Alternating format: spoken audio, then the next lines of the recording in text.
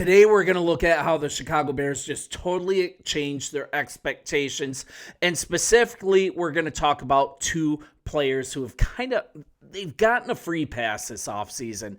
And it's also two guys that are going to have a completely different bar set for their performance as Chicago Bears in their second season. So obviously, we're going to talk about the 2024 NFL Draft. And I think it could be considered a success because of the first two picks, right? We got Caleb Williams going number 1 and then Rome Odunze with 9th overall. But the rest of the class, nobody's really even talking about him. I mean, Torrey Taylor, he did a really good job last year handling punt duties.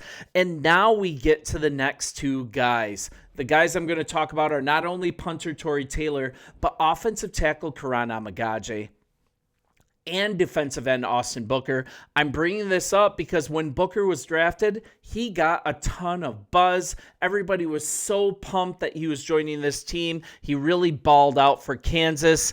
But here's the thing. The fans were disappointed with their performance, but the fans, they had an expectation that was different than what the Bears organization had, because for the Bears organization, neither of these guys were expected to contribute a lot in their first years. Both Amegadjie and Booker, both of them were drafted to be long-term developmental prospects, not expected to have high impact in their first NFL seasons. We're looking at Amegadjie especially.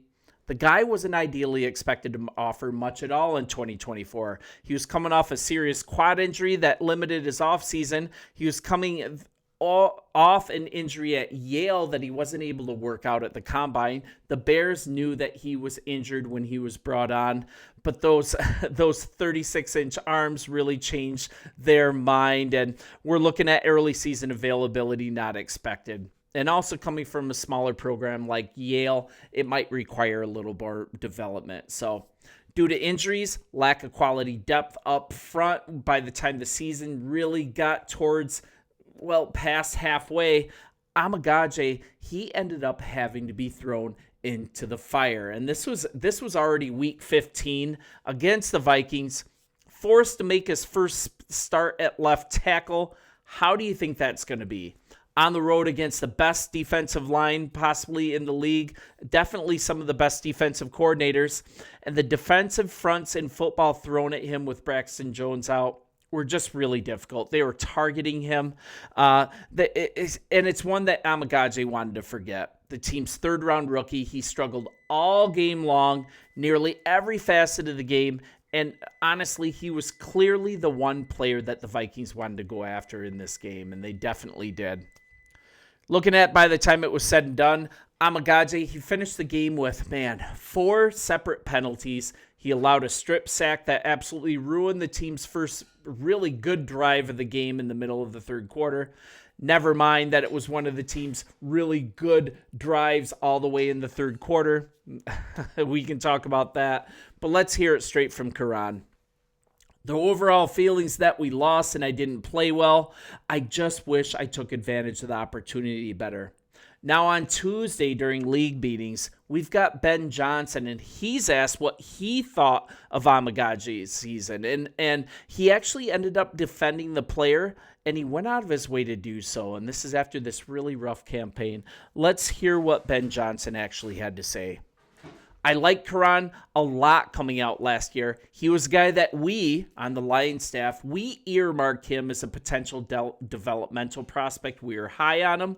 He had a lot of traits to work with. I don't know if the vision last year in Chicago was for him to have to play so quickly, but they were kind of forced into that spot. And so he had some ups and some downs, as you normally think for a rookie lineman, much less one who you thought would take a little more time to get playing at a high level. So we're not discouraged one bit by what he put on tape. He was put into some tough situations last year by the Bears coaching staff. And I know that offensive line coach Dan Rouchar, he's been really, really excited to get to work with him really soon. So even through all these tough situations, Amegadjie himself, he recognized that he wanted to improve going forward. And he said that he wanted to use what he experienced last year to learn from those mistakes and really fuel his continued development in the NFL. And this guy's got a great attitude. This is more from Amegadjie. Look, I played with bad technique. I played outside myself in that game. I worked hard to be really ready for that game the whole week. Didn't know I was going to be the starter the whole week, but I prepped like it. I didn't play within myself when it matters most. So I was prepared. I was locked in on the game plan. There was nothing that confused me or no looks where I didn't know what I was doing. I've just got to play together. And I think it's really great to see Ben Johnson backing this young offensive tackle. He's someone that still has tons of promise. He's actually one of the players that I'm most excited about to see how he develops this upcoming season. Just now, I think he's going to be coached and developed the right way. The guys are there in the building to do it. So, also, we're looking at Dane Brugler.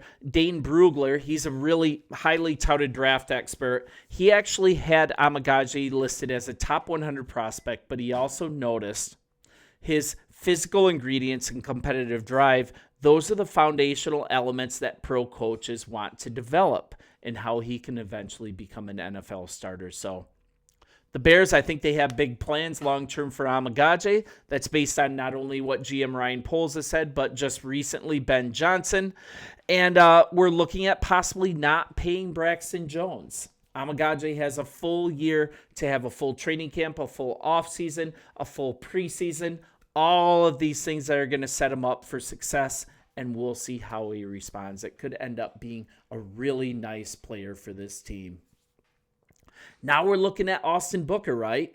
5th round selection. Rookie season was a bit more fruitful than Amegadjie's, but not really as productive as what we as fans would typically want. But once again, mainly played in a rotation behind Montez Sweat and DeMarcus Walker. He's gone now, along with Darrell Taylor and Dominique Robinson. So not a really top-tier competition for playing time. Even in a rotation with these dudes, still managed to appear in all 17 games, still got 1.5 sacks, 3 tackles for a loss, but he really had some wow moments last season. He's looking at as well set up for a similar role as a rotational piece, but now it's going to be behind Sweat and newly acquired Dayo Odeyingbo. Yes, I said the name right.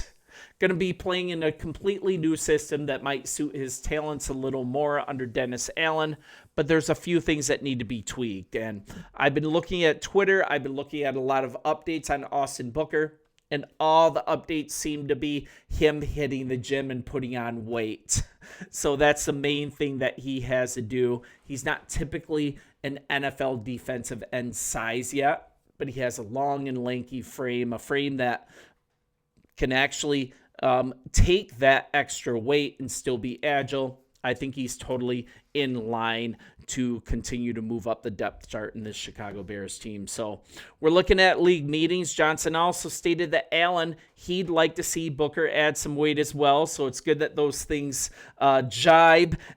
And also, that extra weight is going to help him set the edge better and defend against a run in this Allen defense. And as for his skill set, that's something that Allen's excited about. And all this to say, these guys are getting ignored.